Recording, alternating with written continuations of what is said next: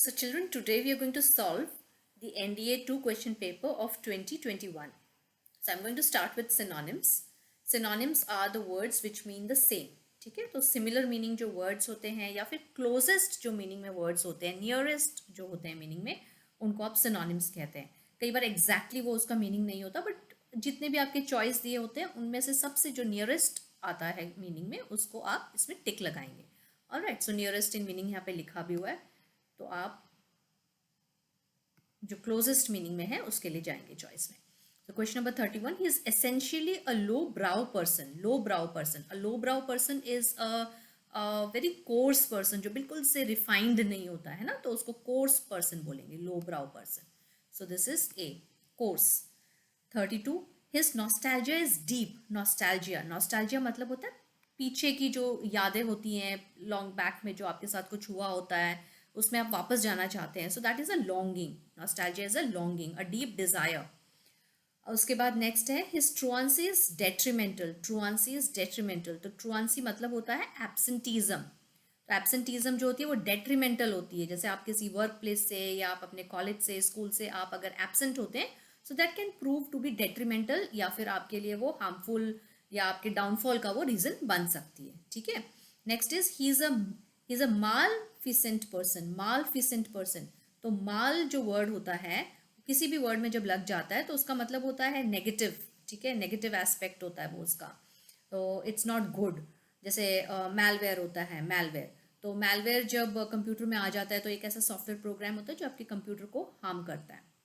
Okay, so it is malnutrition. जब बोलते हैं मैल न्यूट्रिशन मतलब कोई भी जब आपके पास आहार में पोषक तत्वों की कमी हो जाती है, so that is malnutrition. तो मैलफिसेंट पर्सन जो होगा वो जेनरस तो हो नहीं सकता, क्रिमिनल फ्रेंडली है ना, फ्रेंडली नहीं हो सकता, क्रिमिनल हो सकता है, बट यहाँ पे ये मैलफिसेंट पर्सन एडजेक्टिव के रूप में यूज हुआ है, तो यहाँ पर आप इसको कनिंग में टिक करेंगे क्योंकि क्रिमिनल जो होता है वो एक आपका नाउन फॉर्म है, इट्स नॉट एन एडजेक्टिव, तो इसका आंसर होगा कनिंग.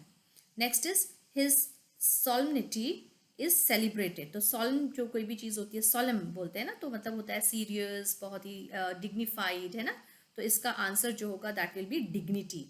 तो उसकी डिग्निटी जो है वो सेलिब्रेट करते हैं सब लोग, यानी कि उसको उसकी डिग्निटी के लिए रिस्पेक्ट किया जाता है. Okay, next one is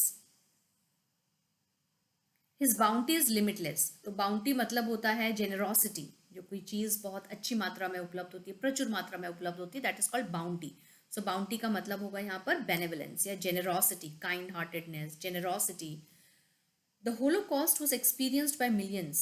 Holocaust, Holocaust मतलब होता है डिस्ट्रक्शन. जब लार्ज स्केल डिस्ट्रक्शन होता है वॉर में, कोई कहीं पे न्यूक्लियर एक्सप्लोजन हो गया हो, एटम बॉम्ब गिरा दिया गया हो, या वॉर हो गई हो, तो ऐसी सिचुएशंस में लार्ज जो स्केल डिस्ट्रक्शन होता है उसको बोलते हैं होलोकॉस्ट.